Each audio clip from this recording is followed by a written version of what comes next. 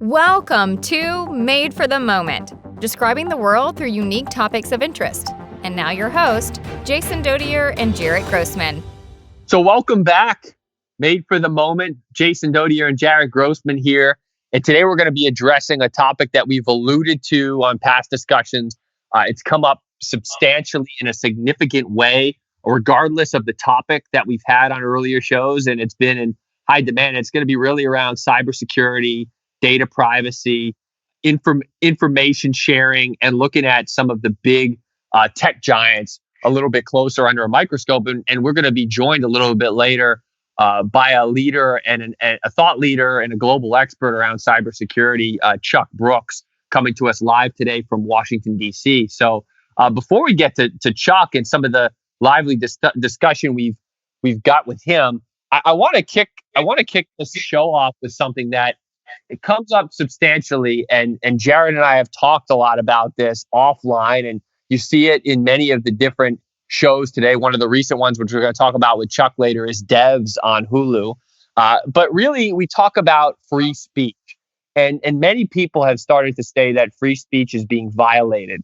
You've got companies, big tech giants, Facebook being one of them, that might be blurring images that say incorrect info checked by independent fact checkers, especially when it pertains to 5G and the coronavirus. So I guess, Jarrett, maybe if you want to begin this discussion and the topic today, talking about your thoughts surrounding this idea. Is it beneficial? How do we as individuals combat measures like this if our rights are indeed being diminished? What are you seeing? What are you hearing? And what's your perspective?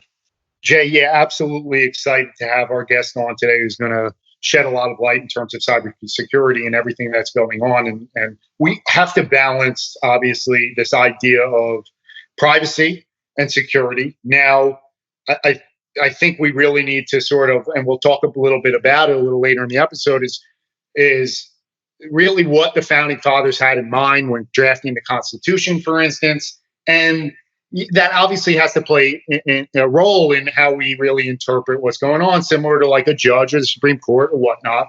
So we really have to look at it from the standard of there's private companies and how we should monitor them, which Facebook is. They're a private company. And then obviously government. So government sort of censorship, creating laws that basically inhibit free speech is basically a no-no, right? This is why America was founded.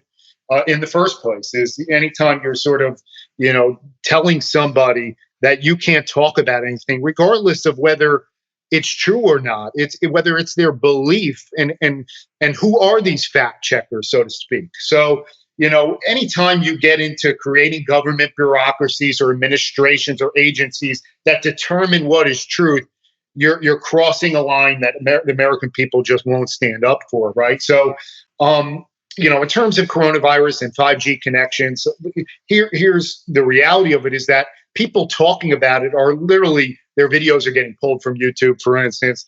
Blurred images are coming up on Facebook, like you said.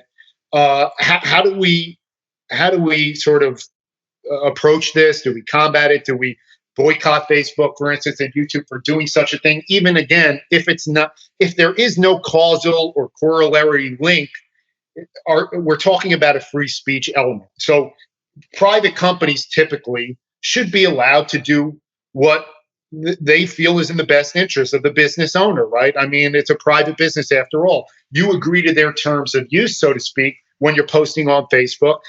But we have to understand the position that Facebook and YouTube is in. They are monopolies. And the American people have always had a strong distrust for whether it's corporations getting too big or people getting too big, where it turns into a dictatorship, essentially. So we believe in a democracy, and we believe every person is equal, and that means what they say has value. So when a few people control the many, that especially aren't elected officials, now we usually typically have a problem. And Facebook definitely has breached this area of where they're a private company to a couple of points. They are a news outlet, whether they want to recognize it or not. They are a news outlet, right? And obviously, what's sort of happened in Australia is they're really feeling strongly about this right now. So they're basically placing laws on Google and Facebook to pay local media outlets a share of their ad revenue, since they basically deemed them that their power was basically too large and it was too hard for local and smaller media outlets to compete with them. So we have to recognize Facebook for what they are. So if Facebook is really, they own a large percentage of the information, for instance, and YouTube as well, and Google, right? So if they're a news source where people go to information, anytime you're basically drawing a line saying you can't talk about a specific topic, that's like basically saying you're not allowed to print newspapers that talk about a certain topic, that you're just not allowed. Now we have to go through the basically Supreme Court process and case law, for instance, to understand, well, is this deemed similar to yelling fire in a crowded theater where people could get trampled and they could get killed? And Supreme Court basically said, you're not allowed to do that. That's breaching a level of free speech. And there's defamation laws, for instance, or whatnot. But I really think that Facebook and YouTube, for instance, my personal opinion, has gotten very powerful, and they're abusing that power in a way. And that, you can't limit or restrict entirely people talking about specific topics where you're going to ban them from a platform that is, billions of people are on that, and we'll get into this, Jason, in terms of practical steps, but most people do not have the resources or the connections to make congressional change, to run for office, to start a huge company, to influence people, to start a media outlet. So what method do they have but to go on a platform like Facebook or YouTube and put out content and hope that it gets shared and people catch on to it? And if it makes logical sense and they have facts, for instance, that it's going to, infiltrate the public, so to speak, and any kind of, obviously there are conspiracies and so forth that are unfounded, but let's take the conspiracy word out of it. It's a theory. Any legal crime that somebody is committed for, Jason, goes through a process of somebody trying to establish a theory. And they're just going to basically pull evidence from source A, from source B, and they're going to present it to a jury and a judge based on what they believe the conclusion to be. And somebody at the end of the day is going to get locked up, or they're going to get set free based on that theory and that evidence. It's no different than the average individual doing research on their own, pulling sources of information, evidence, and if there's actual real evidence that supports whatever it is, if it is somebody working on a cell phone tower and saying, hey, I understand radio waves and whatnot, and I'm going to spill the beans on this, how can you restrict somebody from being able to say that, especially if they have evidence to back it up? So I think we're definitely, going to have to see reform in terms of these platforms that try to hide behind a veil of being a private corporation when they're in reality a news source of information, which is held to a much higher standard in terms of free speech laws and all that stuff than a private corporation is, and especially when it comes to funding and all that kind of stuff. So, I'm interested to hear your kind of take in terms of Facebook. And, Zuckerberg, he testified in front of Congress. He was grilled for hours and hours about a lot of these things about, their power and what they're listening in on and using that for ads, which they're basically saying that the individual is doing a transaction, even if they're not paying to run ads on Facebook, that the average person who's posting has basically committed basically a transactional form of exchange where they're supplying their data to use their platform. So, I'm interested to hear your take on what came out of Facebook's congressional hearing, if anything, Jay. Well, Jared, all those years in the classroom has yielded big dividends for you from your legal studies, because you put this in a way that even I was able to grasp very clearly in terms of the structure, how things are going, and a path forward. I mean, look, this is one of the reasons I'm excited to have Chuck on, because he's going to really help to pierce the veil a little bit more and help give us a bit of clarity on what's been happening on Capitol Hill, but also further perspective as things move forward. Given the loss of trust that the people are starting to have around these tech giants, and this is a critical moment for the country. Many people are already very suspicious of some of the workings of these businesses. But let's start and look at the statistics really quick, right? So Facebook and its subsidiaries combined, the latest I saw was almost 60% share of the US social media market. Now, that's a huge sum, but it doesn't suggest the outright domination that Microsoft had in their big 1990s antitrust clash. But you've got Facebook has diminished in popularity among younger users, but remember, they've got Instagram, which is wildly popular. And then you look at digital advertising, Jarrett. Look at that market and look at the share between Facebook at 19% with the second largest share, and Google around 36%. So and you see things declining because Amazon is growing in that space. So there's clearly a domineering presence that's happening, and certain abuses that have been raised to the forefront. I think when you look at what clarifies a monopoly, there's usually three major items. It's either a dominant user base, certain level of pricing power, and then a lack of direct competition. And what we've seen is, and I was in San Francisco before the COVID-19 crisis, meeting a lot of friends and startup founders and having lively discussions. And it seems like the mentality has shifted for a lot of these companies to create their businesses and sell them as quickly as possible to Facebook, Amazon, Google, what have you. And that to me is definitely a bit more one of the most concerning items as you look at how these platforms are developing. I think that certainly you hit on a lot of great points in terms of the government intrusion, looking at things around dismantlement of Facebook. How do you rein them in? I don't necessarily know enough to state factually what type of dismantlement should happen, but I do believe as we look at this new commodity and we move forward in the 21st century of big data and analytics, there has to be some more oversight into these platforms, or else it's simply going to eradicate competition and make it very difficult for other businesses to compete. It's like when all those great mom and pop stores we used to shop at go out of business, and you just see in their place a huge Walmart in your neighborhood. I mean, and one of the reasons I love living in New York City is you can find so many unique, small, kind of hole in the wall places that have really great cuisine. And I'm knocking on wood now. I hope they're able to survive this COVID epidemic. That's another thing. These companies have a lot of cash that will allow them to kind of ride this scenario out, and they can tap into the SBA loans that are going to allow them to do that. But I think that you've got many formidable incumbents that are coming to the market today, and there's just a limit in terms of how big and how quickly they can grow. And that's what concerns me the most. And that is where I'm concerned about some of the newer innovation. People might just be discouraged or disheartened to take it to the level that they potentially could take it to, Jarrett. That's what is.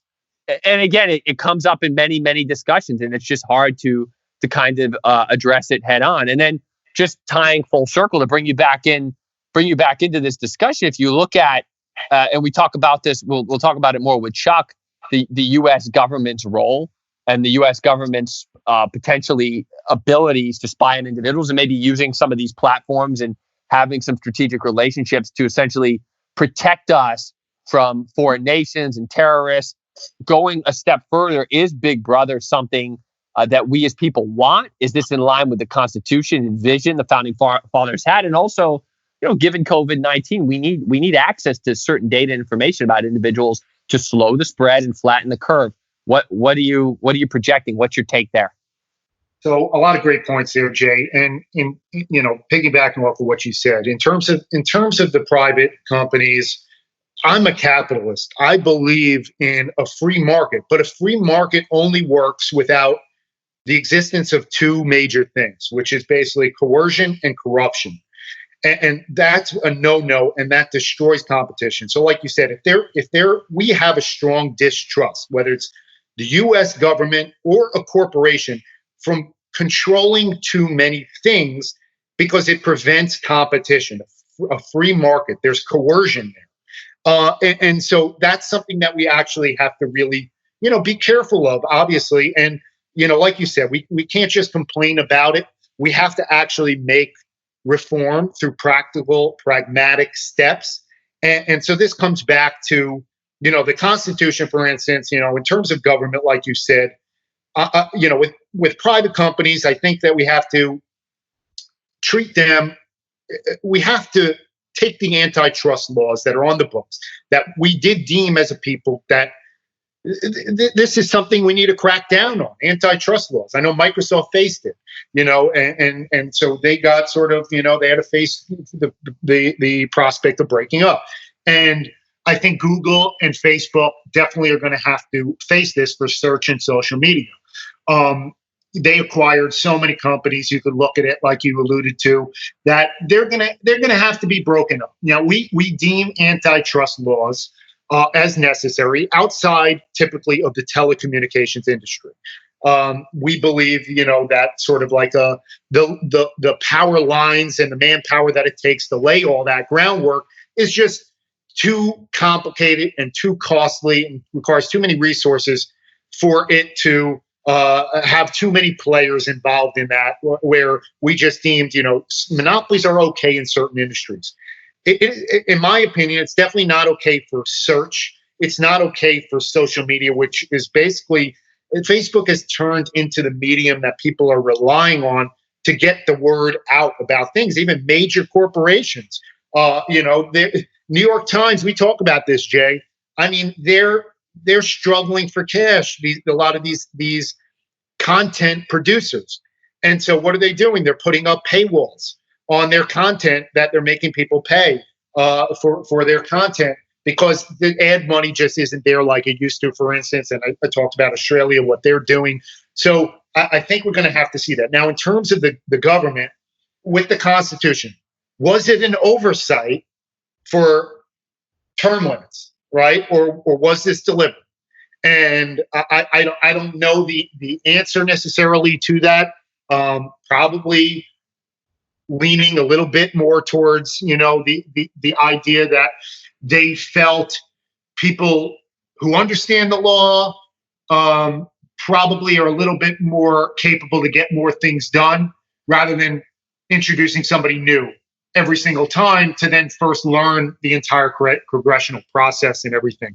But at the same time, it causes a huge problem. And I think that if you polled America, 90% plus are going to say the U.S. government is corrupt, right? So that's just the reality of what it is. There's a lot of officials out there.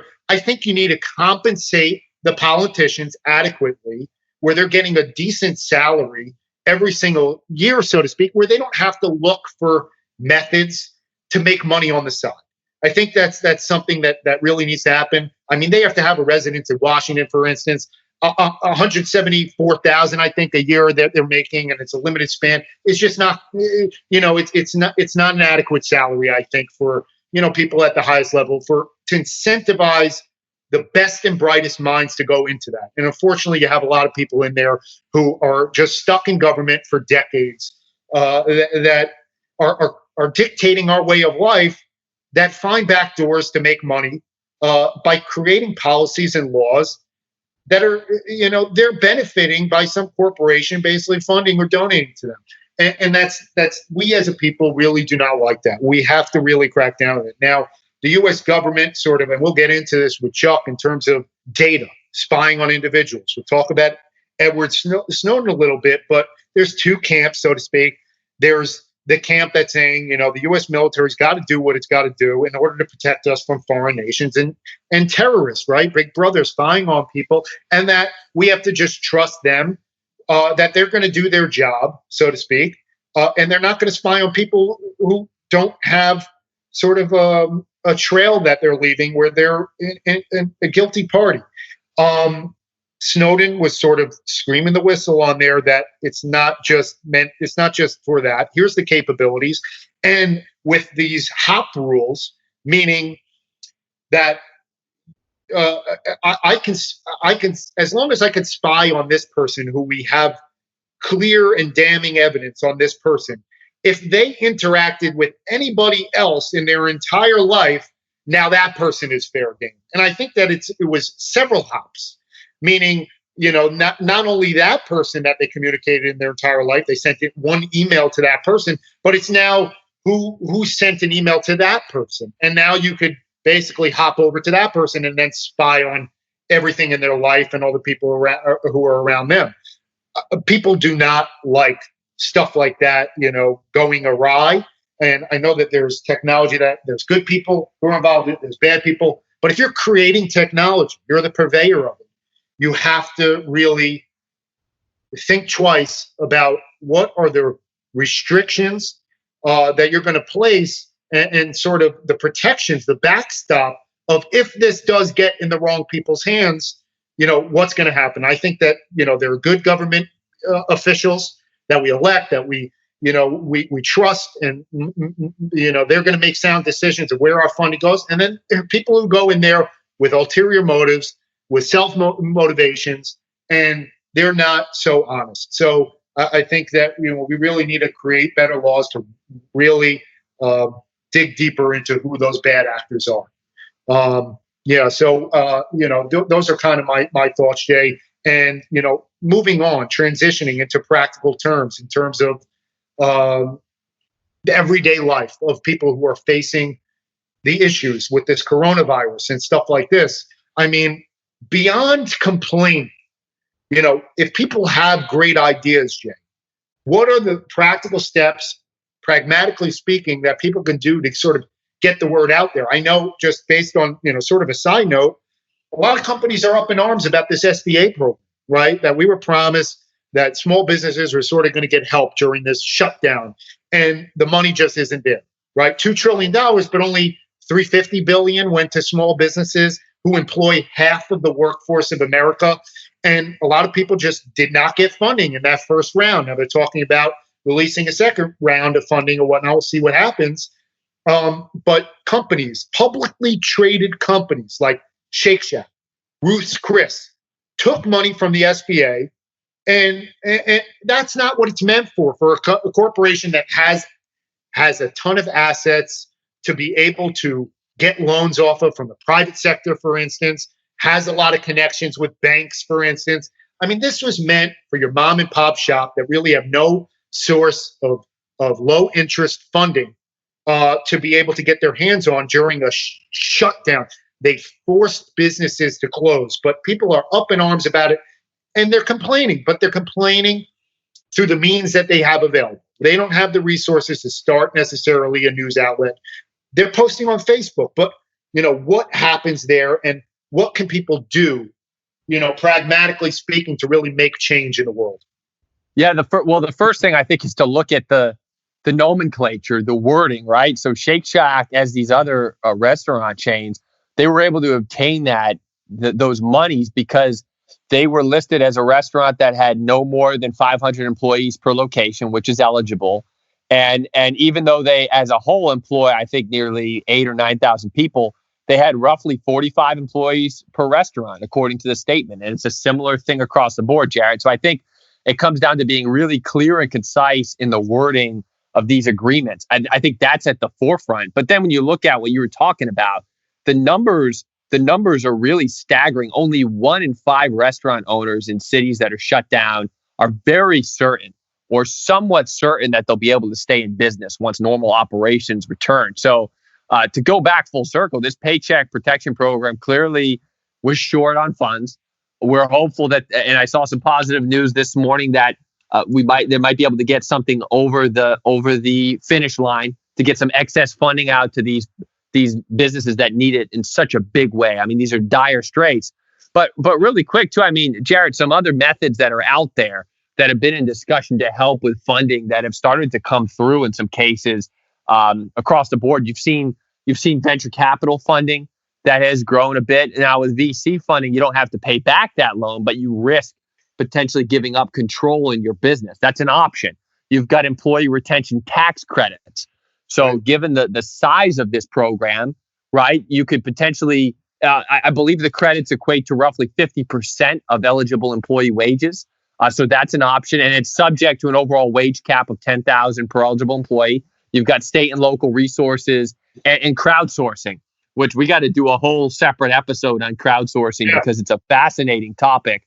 And there's a lot of companies and pioneers that we've spoken to and we know personally that have driven this crowdsource and crowdfunding model globally, and it's had a major impact. So those are some ways.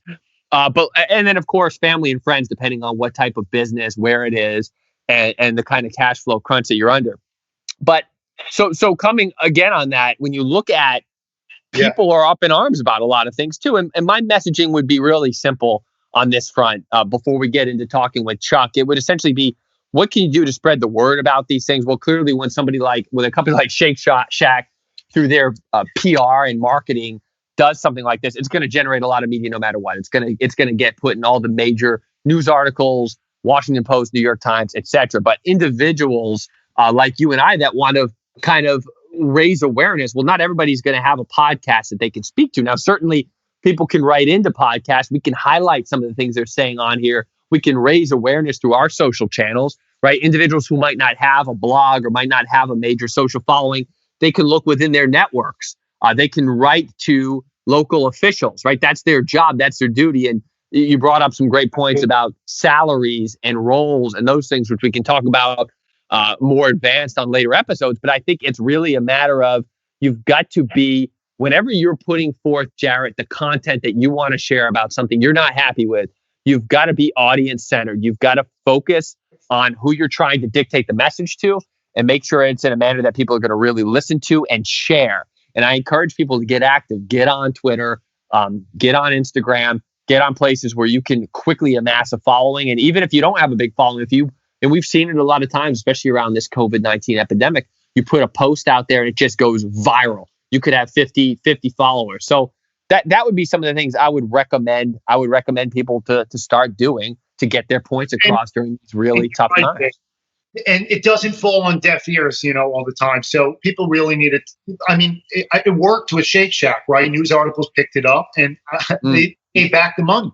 They gave back the money. I think they realized this was bad publicity. We'll see what happens with Ruth Chris, for instance. But, you can't just be shy and think that it's not going to get anywhere. You really need to write into your local official, for instance. And it's so easy to start, like you said, a podcast, for instance, or start, a website, a blog to put stuff out there, and don't be afraid to, hashtags, right? Yeah. Hashtags and tag people. People see it. They really do. They do, right? So you got to just, hold people sort of accountable to the fire, for instance, and don't be afraid of being judged. If you really feel strongly about an issue, post it on Facebook, write into, your elected official, write into news outlets. Most of these news outlets, they look for stories like this. It picks up views. So write into the tip section, and you got to get a hold of some people who have influence, right? So if they have influence, for instance, hopefully they care strongly about an issue too, and people do sort of make revisions, based on that. Jared, I think we've warmed up the audience. Let's go to our big speaker, Chuck Brooks. Good morning, everybody. Want to welcome you to our show, Made for the Moment podcast. Jason Dodier here with Jared Grossman.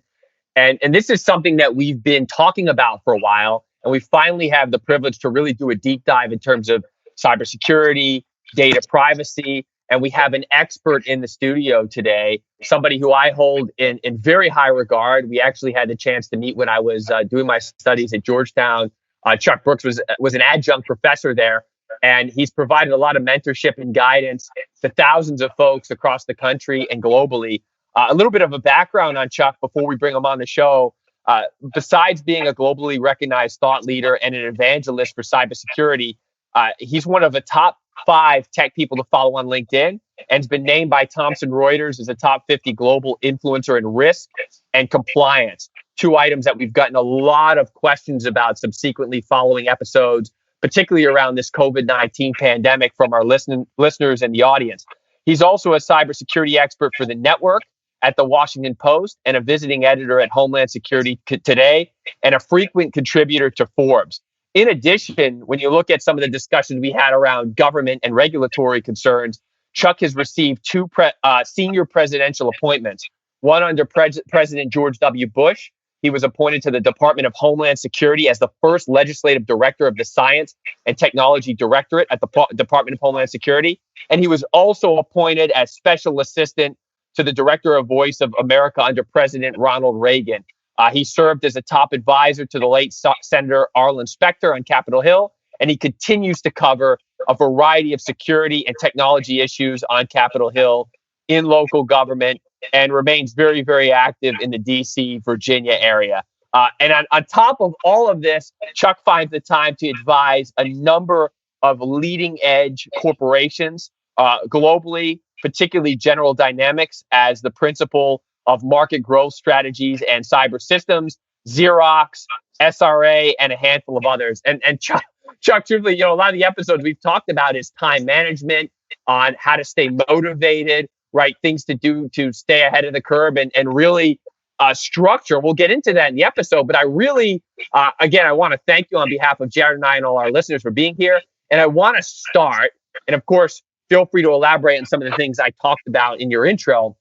But I want to start with one of the absolute hottest topics today, which is work from home apps. We're all pretty much stuck in our homes. We're working from home.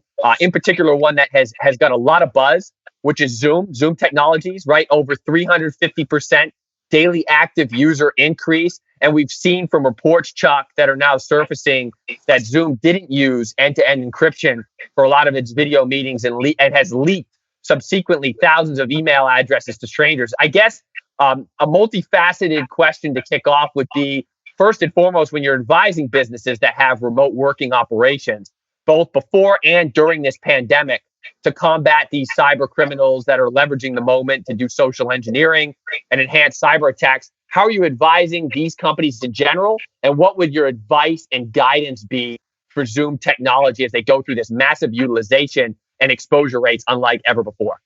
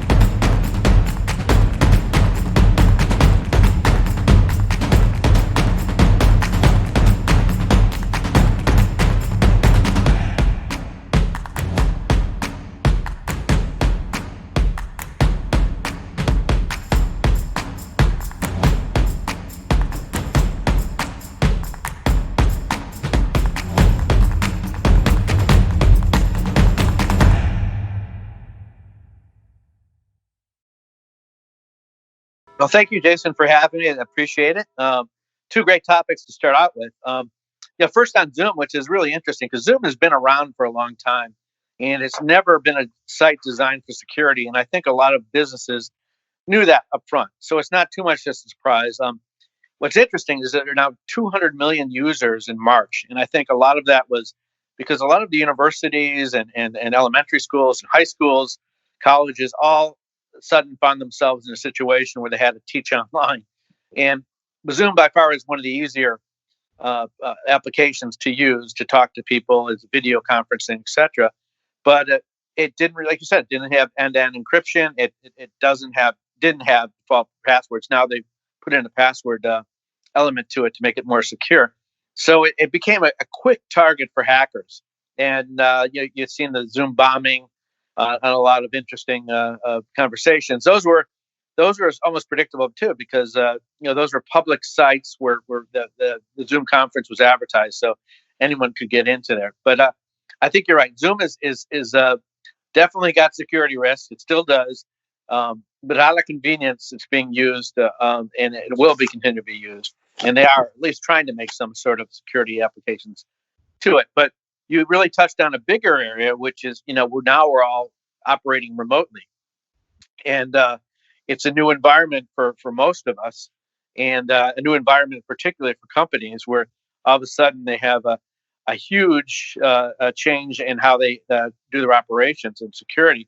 And there's several things to consider. First, one is, if you're a company particularly, what is your policy now? What is your user awareness? What is the visibility of the security team? So, what kind of devices are the employees using? What kind of apps? Where's the location? Is their job function congruent with what the responsibilities are in security?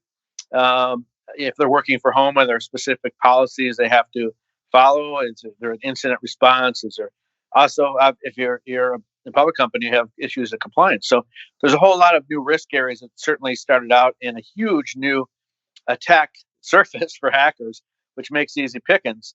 The fact is, it's really interesting facts here, is that BitSight just did a survey and found that 45% of home sites have malware already on them, compared to about 13.3% of corporations. So you're already starting off in a bad situation. So you have unsecured routers, you have unsecured Wi-Fi, and you have a multitude of different kinds of devices. So it's a huge headache. And then the second part of the question, which I think you wanted me to answer, was, what do you do? You've got this situation. You've got a huge amount of phishing going on. Some people say up 300 to 600%, depending on what stats you use. And so, it's a cybersecurity attack every about 11 seconds. You've got to look at what you need to do in your new situation. And the first one, and pretty most obvious one, is use VPNs, virtual private networks. At least they give you some added amount of security, not a full security, but added amount of security. You also have to use an updated antivirus software. You have to secure your home router, and of course your Wi-Fi. Don't use public Wi-Fi, or don't go to a place where you can easily be hacked. Upgrade and use strong passwords. Consider using a multi-factor authentication too on those passwords. Install your updates often, because now you're almost acting as de facto administrator when you're in your house, and an administrator can do a lot of stuff on the enterprise, but not also on your personal computer. So you need to do it as your own responsibility. And then probably the two most important things are, encrypt your sensitive data. There's a lot of public encryption programs available, and then make sure you also back up that data. So that's a quick answer to those two questions.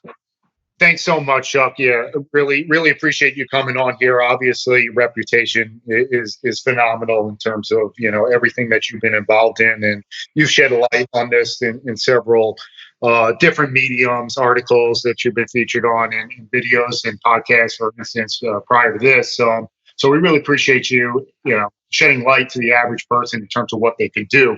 Now, I guess that there's really two camps, so to speak, that people are sort of concerned about their data, and then there's others who really just feel like it's going to get out there no matter what, and they just don't bat an eye. They'll go on Facebook, they'll use it, kind of thing.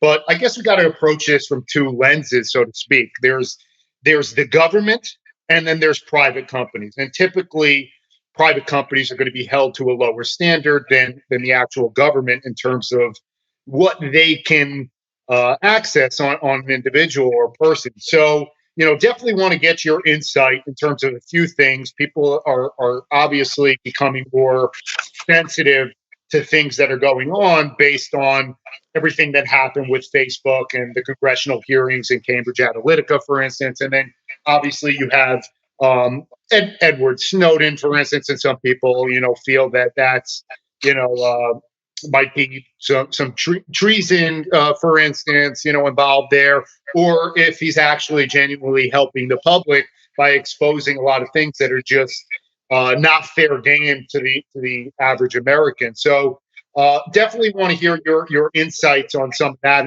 as it pertains to the individual. The average person. I know you mentioned a ton of tips that they could take advantage of right now in terms of protecting their data. But most people are not going to set up private networks or servers, for instance. So, what would your advice be in terms of helping individuals protect sort of secure info and data without going through lengthy measures and not just relying on companies and white hat hackers kind of thing to really combat a lot of the shadow games, so to speak? Okay, sure. Yeah, you touched on a couple themes here, and I'll answer the first one, actually, starting with what you really got is the crux of the battle in cybersecurity, and that is between security and privacy. It's an ongoing battle. Everyone is entitled to privacy. It's a right, American right, particularly. But you're seeing that technology has sort of surpassed our ability to defend our privacy. And it's in everything. It's in facial recognition software. It's in the ability, like you said, of a lot of the large tech companies to take your data and use it for marketing. And so you're in an era right now. I think it was predicted in Orwell's 1984, where the big brother has access to most everything. And there's a question of how you restrict those rights, and when it comes down to also making sure that you're secure and not victimized. And if you read recently that was disclosed that 267 million Facebook's identities were now available on the dark web.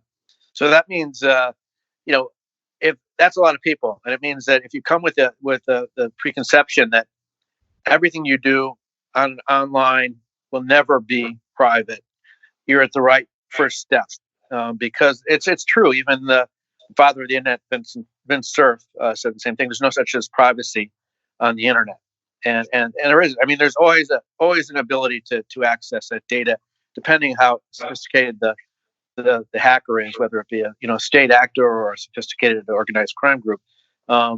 They're just, or even a hacktivist.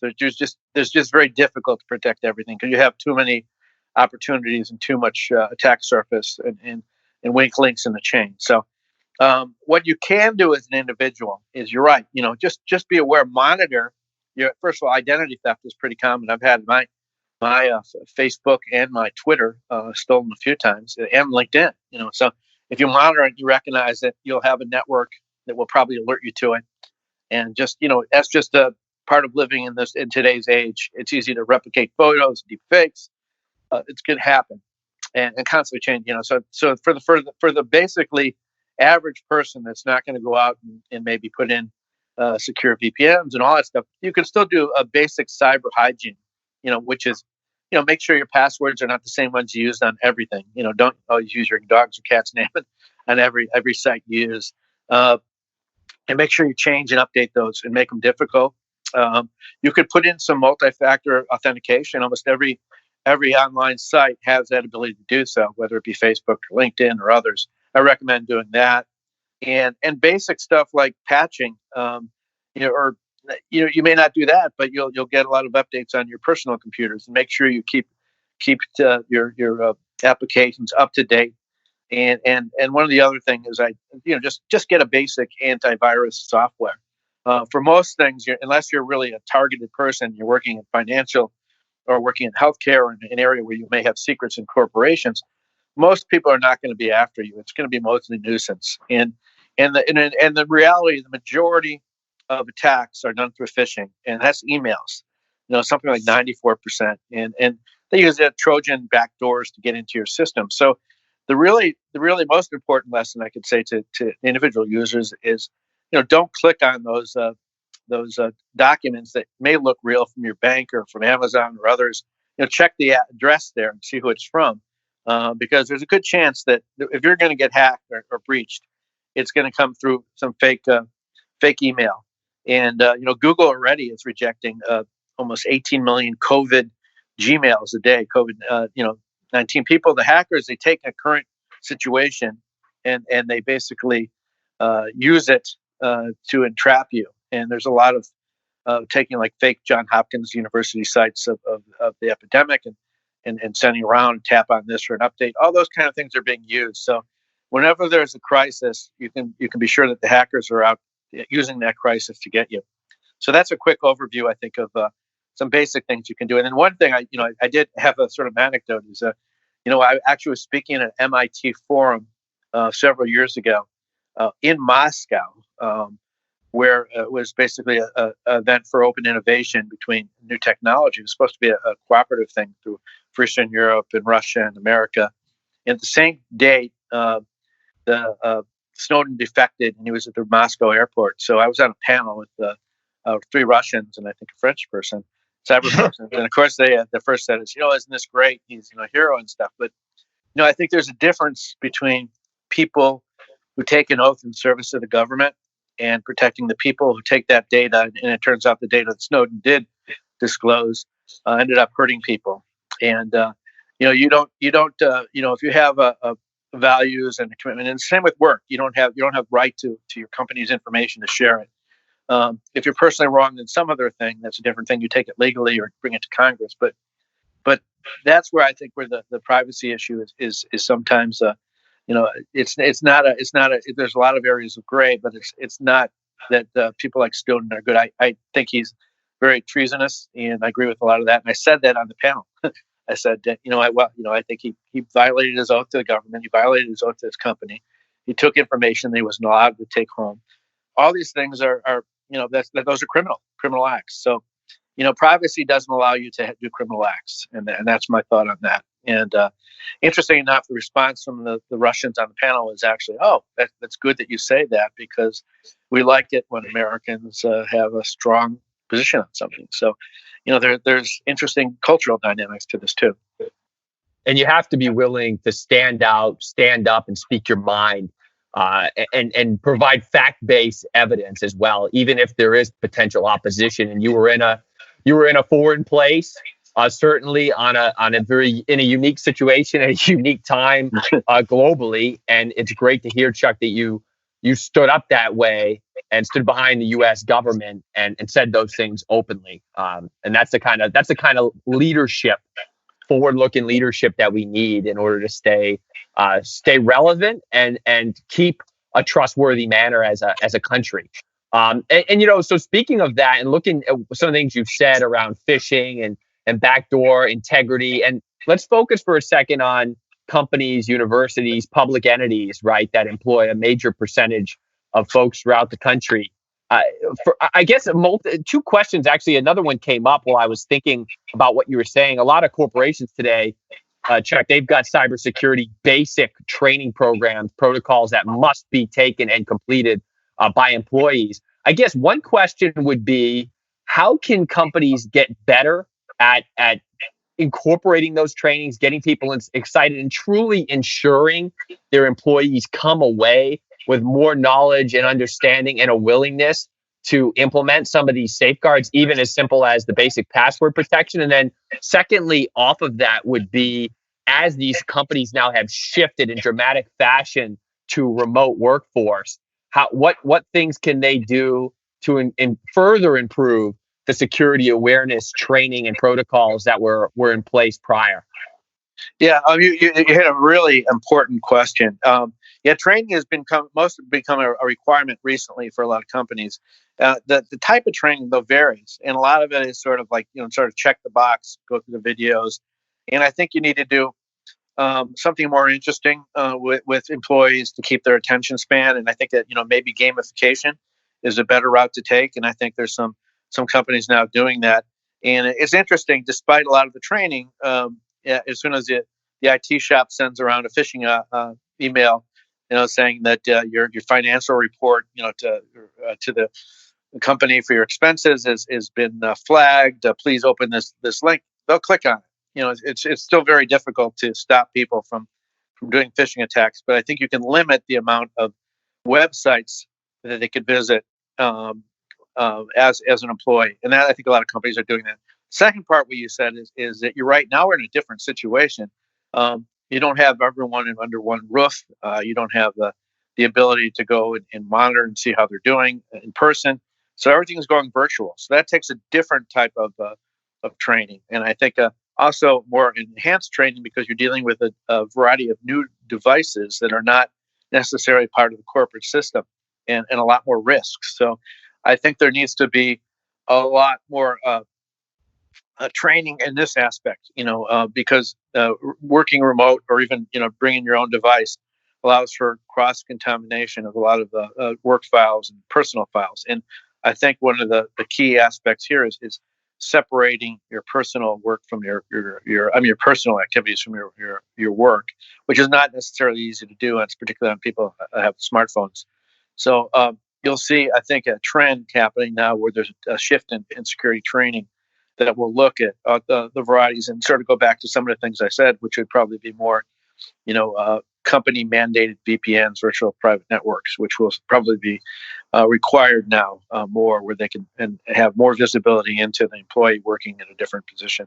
I mean, they've done this before, and there's also tokens and stuff that could be put if your ability to get these computers once the quarantining's over and your ability to get sort of work computers to people, you can use tokens and other things so that you can help create a better environment.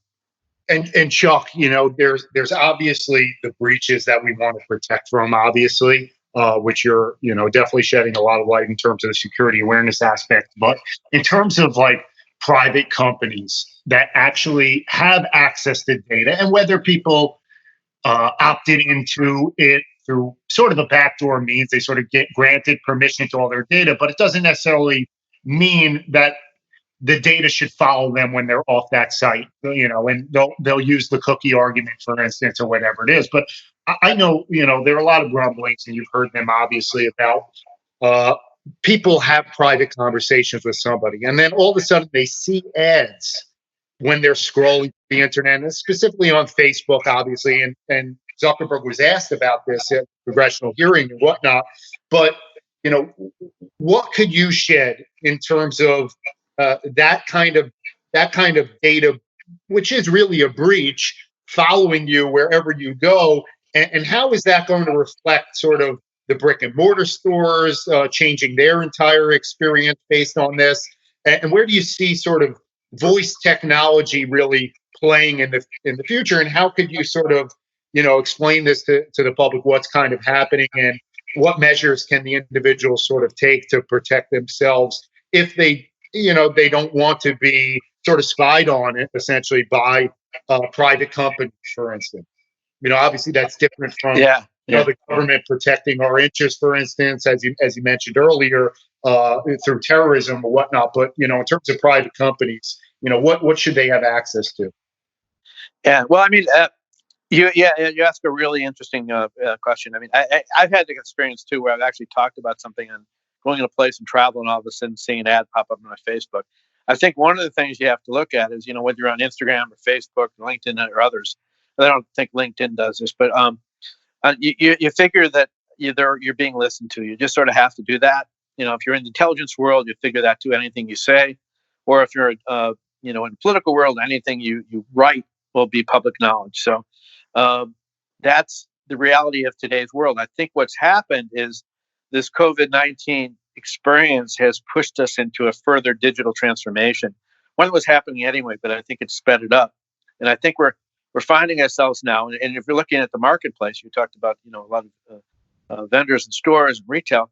They're now having to compete. Obviously that Amazon is doing fantastic with this opportunity right now. All of a sudden they're in the right position. We didn't have Amazon 15 years ago. We wouldn't be getting our supplies and our food like we get every day now. So that is the trend. I mean, digital. I mean, brick and mortar stores are having to adapt. They're going to have to know their customer. They're going to have to look at the data available, who buys, and their behavioral, particularly the behavioral aspects of it, and why they buy. And then they're going to have these online part of their brick and mortar store to really adapt to that and feed to the interest. And I think you're seeing more of that. You're even seeing that with restaurants now too, that are doing deliveries and takeout. So really, the society's changing. So it really has changed the way we market. And again, our personal data. If you're going to be on Facebook or Instagram or one of the other millions of social things, expect that anything you click on will create a data trail, and it's just the reality of it. And whether you fill out any forms or whatever like that, or public or the cookies, or you're becoming sort of a persona to a lot of private companies that are going to look at selling your data and buying your data and marking your data and using the data to sell to you. So that's the real world right now. I don't expect that to change. I mean, there's ways now with GDPR that require disclosures and other things, and we'll have some of these cybersecurity elements for legality to go after stuff. But it's already the cat's out of the bag, so it's really after the fact, I think. Absolutely. So your world is changing, like you said, and you can't fight City Hall, so to speak. So, I mean, people are upset about it, but it's a reality we live in. So people just definitely need to be careful in terms of, what they're uploading or whatnot. And they are being listened to essentially, even when they don't necessarily think they are, so to speak. But, in terms of like the cloud, right? You hear this term a lot, and many people are confused by it, what exactly it is. Can you sort of explain some of the advantages of this, and most importantly, who has access, to the sensitive data that's being uploaded to the cloud, so to speak? Sure. Traditionally, most of us have data on our own networks, particularly companies, and also including government agencies, and they've set the parameters of who has access to the data, how they manage the data, how they interpret the data, and what they're doing now is basically going to a manage location that was really designed more for scale than for security initially. And so what the advantage of it is, of course, that you have a point of storage, you have a point of backup and recovery, you have expert support, you have the ability to have all your updates and patching done for you. The bad part of it, it's all in one place. It's a single point of entry. Not all your data, it may be convoluted with other clients, and something still could happen. You could be still the victim of a cloud denial of service attack, where it takes down the cloud. You don't have access to your data. So, and the cloud is where everything is going. It's a trend, and they're now trying to protect data at its source and motion, whether it's still or whether it's the endpoint. So, the cloud is sort of adapting to that with a lot of various applications, but there's different types of clouds, and there's different, depending on how much you want to invest in it as a company.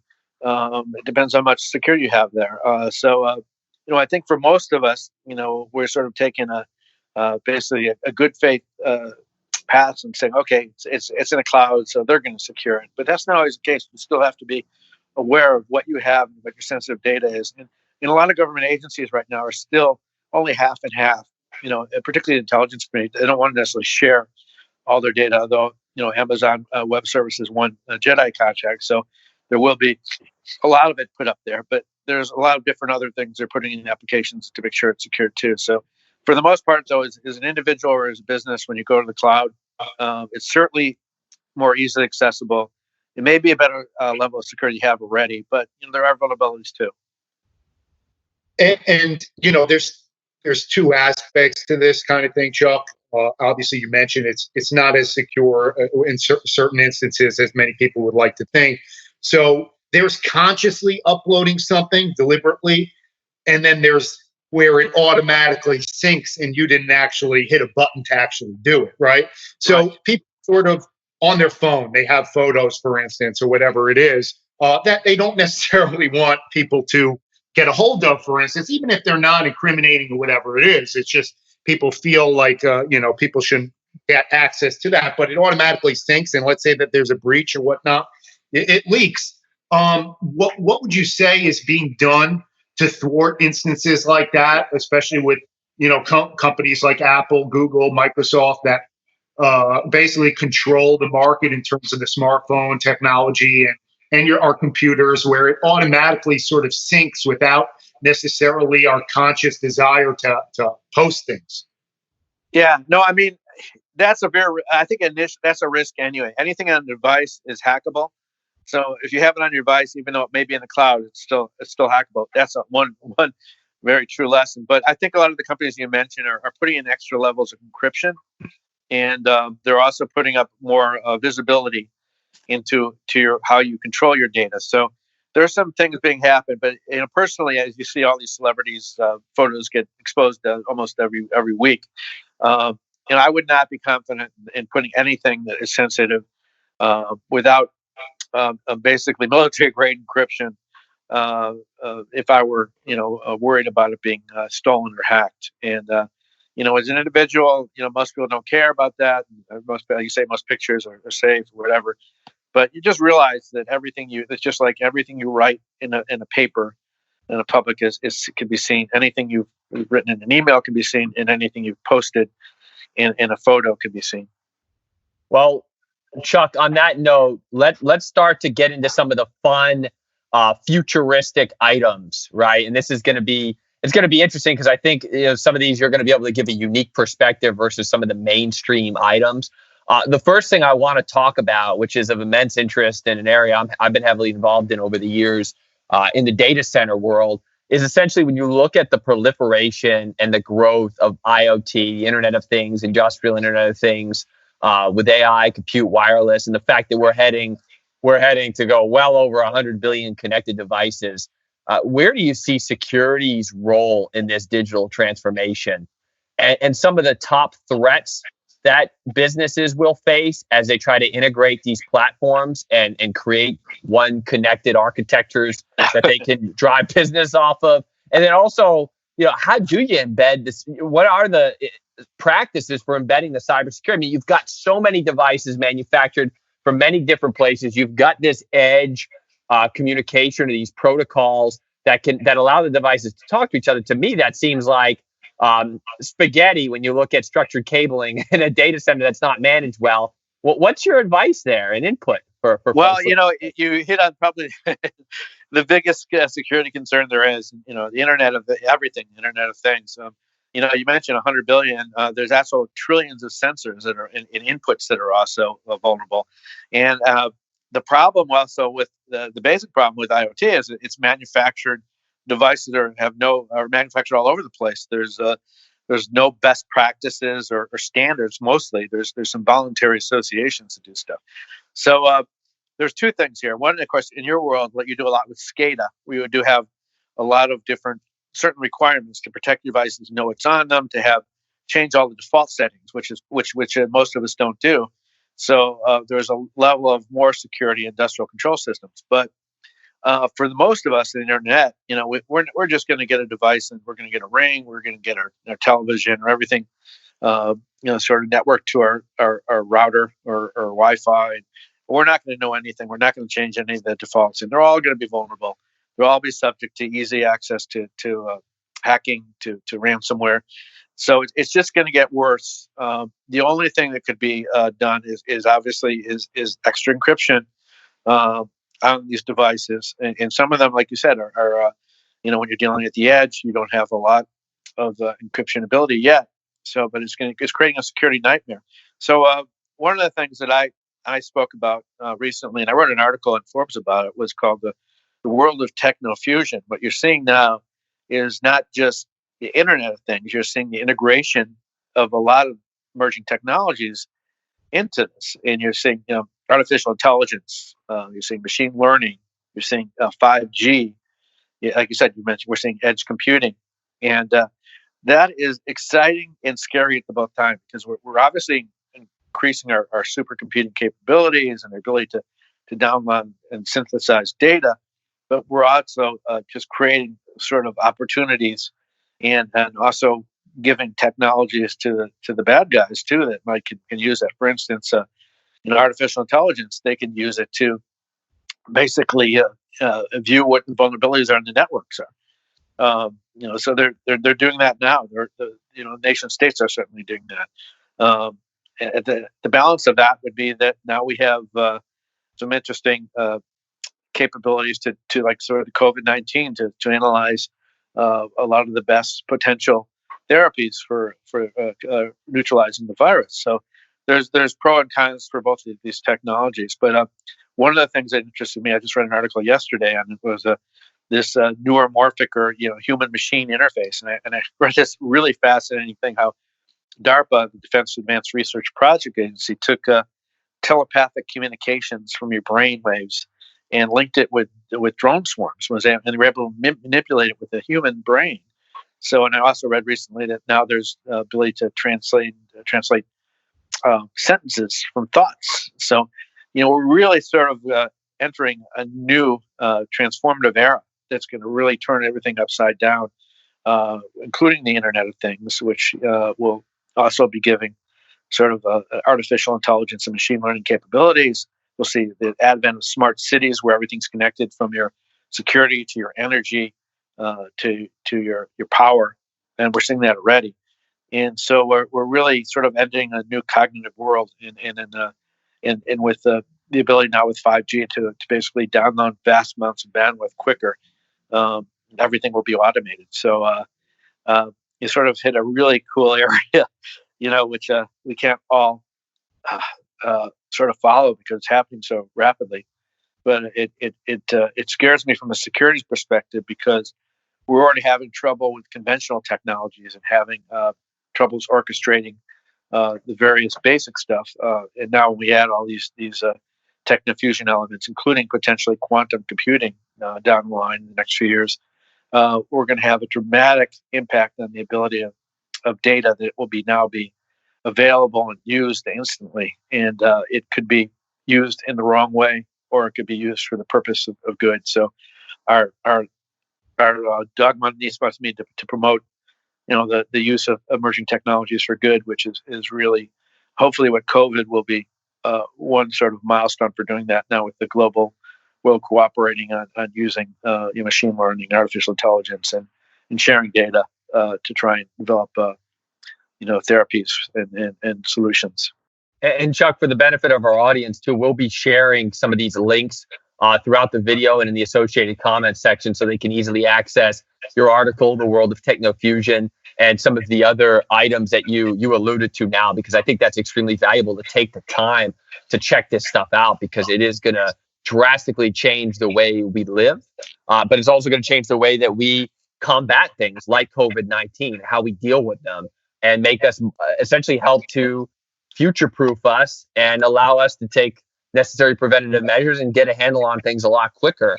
I would ask that, so you brought up obviously some of the key ones: quantum computing, 5G, IoT, you talked about HMI, human machine interfacing, and some of the democratization of data. What other, because of your unique perspective in this space, what other intriguing emerging technologies are you privy to, or are you hearing about around cybersecurity, or others that you might want to share with the audience that might not be as mainstream? Well, I think photonics is one area. We're able now to basically transmit data through light, and you're going to be seeing that. If we could do that, the speed and ability to communicate and synthesize data will be unbelievable if that happens. You're also seeing a lot of developments in material science, stuff with that's able to be stronger and lighter and more secure. And so that's really making some inroads. Graphene is one of the things that's often mentioned in that area. And you're also seeing in a military sense, you're seeing a lot of changes now with hypersonic missiles, this ability to basically have much more quicker delivery of weapon systems at a rapid pace and much more deadly. So there's like I said, there's pros and cons of all of that depending upon who has it. And so I think you'll see a lot also interesting areas now with CRISPR, with medical changes, with genetics, genomics. Huge amount of activity and research going into those areas, and some basic things that I didn't mention earlier, like blockchain. We're using that now for helping secure sort of a more of a ledger type of capability. So there's a whole lot of stuff that's happening, and one of the other areas which I forgot, robotics. Last 5 years, the ability of robotics to sort of have the ability to, even have people that can't walk now walk upright with exoskeletons, robots that can basically control and do security. You're going to see a lot of activity there, and eventually, not in the near term, we'll see sort of a 2001 version of HAL, a robot or a computer that can think for itself. We're a long way off from that, but that is the stuff of nightmares. Well, it's an interesting segue too. I mean, most of us sitting home right now, media streaming services are taking advantage to try to generate the best or put the best possible content that they may have had in their library out there. And I can say, and I'm sure many of our listeners will agree with me, one of the shows that's out on Hulu now is one of the most thought-provoking that I've seen in a long time. And it raises a lot of the things that we've just been talking about regarding some of these emerging technologies. It's called Devs. It features Nick Offerman from, I don't know if you remember Nick Offerman from Parks and Recreation. Oh, yeah. He is brilliant in the leading role. And I don't want to, for those listeners who haven't seen the show, we're not going to give we're not going to really do any spoilers. But since we've got you here, Chuck, and I know you've got a little bit of familiarity with the show, when I look at it and I watch it, and many people are already, and Jared and I talked about this a little bit earlier in the show on the podcast, many people are already very suspicious of AI and data gathering. And when I watch this show, it truly makes me want to disconnect for a little bit of while, because this is a pivotal point in our history. People are losing trust in tech giants in many ways. There's a lot of access to personal information and big data, and our lives seem to be more and more dictated by algorithms, computers, and data. And you start to sit there, and Jared and I have had this conversation a lot regarding how much free will people actually have over time. And the show essentially looks at or focuses around one of the most advanced computer programs that can essentially be incredibly deterministic. Looking at quantum computing, right? Supercomputing. And again, I don't want to give things away too much, but let's just talk about the topic, I guess, at hand.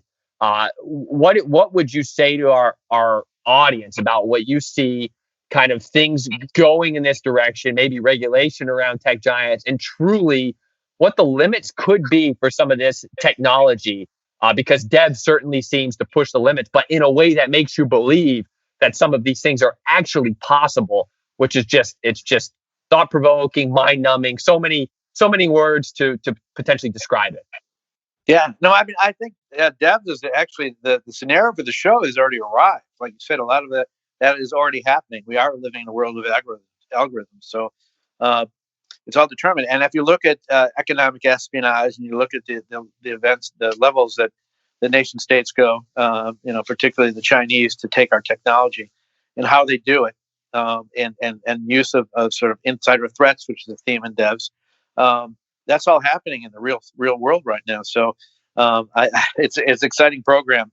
It's like a dark mirror kind of thing. But I think that really, as we get more engulfed into this digital world that we live in, a lot of these sort of aspects to living, or shows are centered about how we adapt and do our daily living, and a lot of the technical and digital aspects of cybersecurity and how we share information and what the value of information is. It may have read like a James Bond movie a few years ago, but right now it's very consistent with the real world we live in. Yeah, and Chuck, and obviously, there's just so much that's going to happen in the future that we can't anticipate. So obviously, you gave some tremendous tips here in terms of the average individual, in terms of what they could do to sort of prevent their sensitive data from being leaked and so forth. And they just can't engage in certain things that they otherwise would in a world where things aren't going to be breached or hacked. But what would you say people should really focus on in terms of these future technologies that are going to happen? And I know that you mentioned earlier about Snowden and everything that he leaked. He really took an oath to the government. That shouldn't necessarily be leaked for the public to know, for instance, and it hurt people, like you said. So how can we sort of take these two concepts where we can't trust people, but at the same time, we got to trust government and we got to trust the military to obviously thwart off, some serious risks that are on hand. So, closing out, sort of, what should the average person be thinking? Should they be scared to death about what's going to happen in the future if AI, really takes a hold? I know Elon Musk has been sort of, screaming the warning lights for quite some time about what's going to happen here. So, what would you say people can best, do to sort of, counteract, some stuff that's going to happen in the future? But what should their thoughts be on? You've been plugged into the government for quite some time now, since Reagan, So I mean, what can people expect that's going to happen out of the military, the government, for instance? And obviously, that information gets leaked to private companies in terms of, DARPA's had a long influence in terms of, funding certain programs that happen in the private sector and so forth. So, what sort of to wrap this up, what would you say the future holds for the average person? Well, I think the first imperative of any individual living in this decade is to become educated about these technologies. And the good news is that the same things that we're worried about privacy have a lot of volume of information on them. You can find out a whole lot what's happening from universities and research centers and labs in these areas, and be involved with IEEE or a lot of other sort of technology engineering organizations that give you updates on the status of some of this stuff. And that's an important thing to do. And I think you also have to realize that what you said again with government, government is often reactionary to the issues that are happening in the day, and they're starting to look at some of these technology implications. I know the Homeland Security committees have done that, but I think what needs to happen now is more with cybersecurity and other technologies and the impact. And they're doing a lot of hearings over the last couple of years that they did before. Unfortunately, for most of Congress, they just don't have the expertise or the understanding of what technology is, but some of their aides do. And so one thought I had, it's not a unique thought, but I wrote about it a few years ago, is bring back the Office of Technology Assessment that sort of was the think tank for Congress to look at all the implications of technology, because we really have to look at the research implications. And the other thing is for individuals, I would recommend that they, like I said, get educated, but also look at some of the online education opportunities they have in those areas. A lot of really prestigious universities. I teach at Georgetown.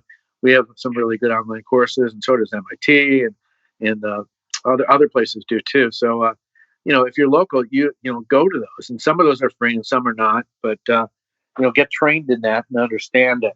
And one of the big elements, of course, you said, it goes back to the whole theme of a lot of this conversation, is the balance between privacy and security. And I think that we're going to have to adapt to a world where your face could be recognized by a camera when you're walking down the street, even if you're wearing a mask. But you're going to have to realize this is the real world we live in, adapt to it. And if you're going to take the extra efforts to learn to compartmentalize what is really private to you, not put it on electronics, that's the first step. And then get to live back, go back to like we lived in the 60s, 50s, and 70s. We're an era where we do more stuff not related to technology, where you go somewhere and have a nice meal, or go to a park and do all these things, because there's a lot to life that doesn't involve technology. But the bottom line is it is technology. I said before, technology, the force of good, but can also be used as a force of bad. And as long as we're living in a world where we're so digitally connected, you're going to have to expect that we're not going to have the kind of private ecosystem we used to have, and everything you do and say is fair game, both to the companies out there trying to market to you, and unfortunately probably to a lot of adversaries who are trying to get that information.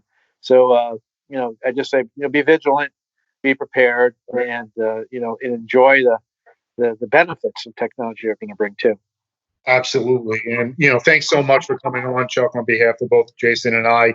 And where could people, really just plug into you, follow you, your content, everything that you're putting out? I mean, you obviously really have a grasp on what's to come in the future for people to be aware of, like you said, get educated on a lot of the stuff, emerging technologies, and that they're not going to be able to hide from a lot of the stuff that's coming out. So, where can they follow your stuff? The best place to follow me is on LinkedIn and on Twitter.